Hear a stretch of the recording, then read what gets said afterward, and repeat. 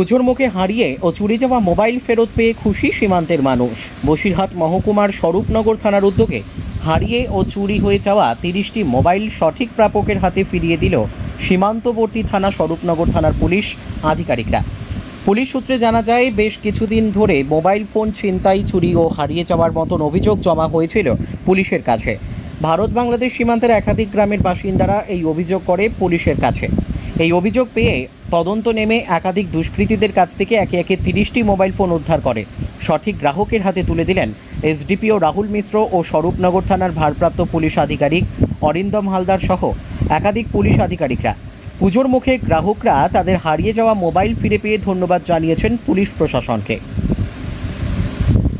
জানাবো, এটা মানে খুব একটা প্রিয় ফোন ছিল আমার, পাওয়া গেছে। আর কি বলবো, কতদিন আগে হারিয়েছিল? মে মাসে হারিয়ে গেছিল, মে মাসে। ভোটের আগে হারিয়ে গেছিল।